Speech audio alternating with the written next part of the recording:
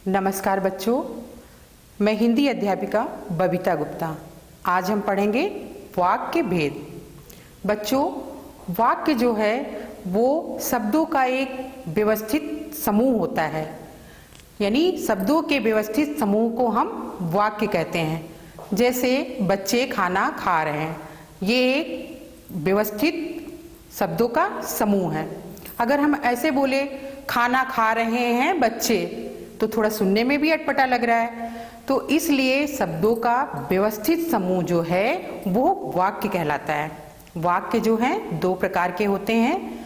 Number एक, अर्थ के आधार पर वाक्य भेद, और दूसरा होता है रचना के आधार पर वाक्य भेद।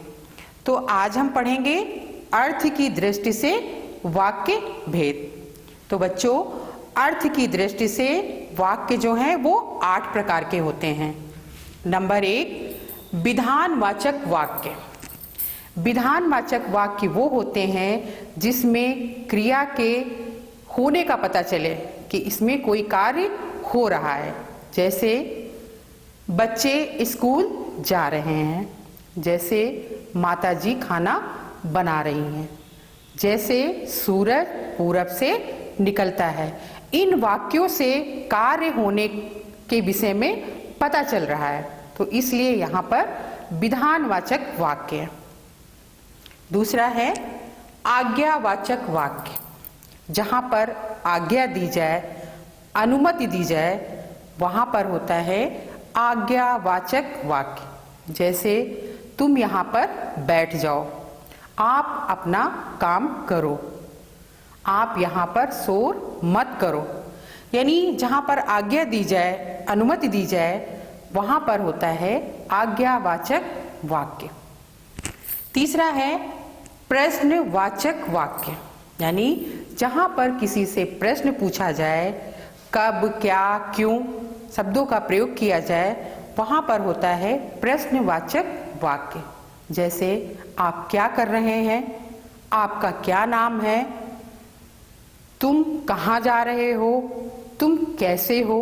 यानी ऐसे प्रश्नवाचक वाक्य होते हैं।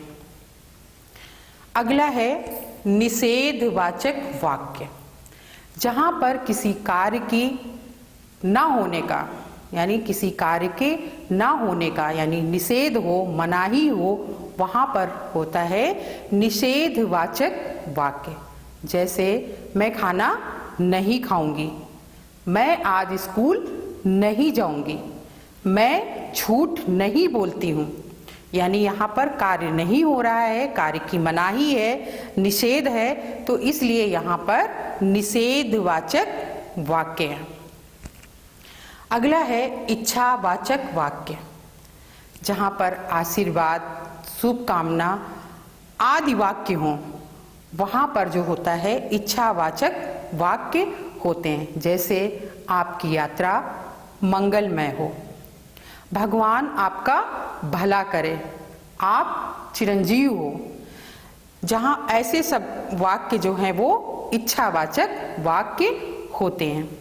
अगला है संदेहवाचक वाक्य। जहाँ पर संदेह हो, शंका हो, वहाँ पर होता है संदेहवाचक वाक्य। जैसे हो सकता है आज बारिश हो, शायद आज मेरी मम्मी ने खीर बनाया हो, शायद आज हमारे मामा जी आ रहे हों। तो जहाँ पर संदेह व्यक्त हो, ऐसे वाक्यों में संदेहवाचक वाक्य होता है। अगला है विस्मयादि बोधक वाक्य।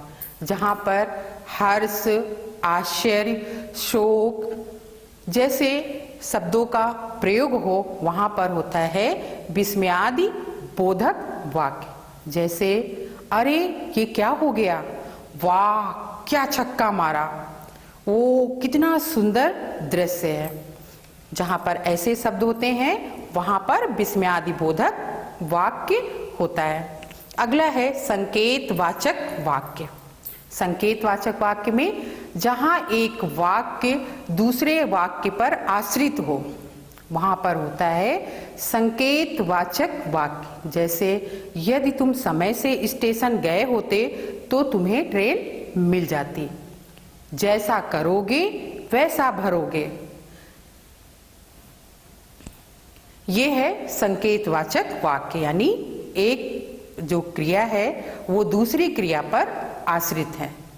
जैसा बोओगे वैसा काटोगे।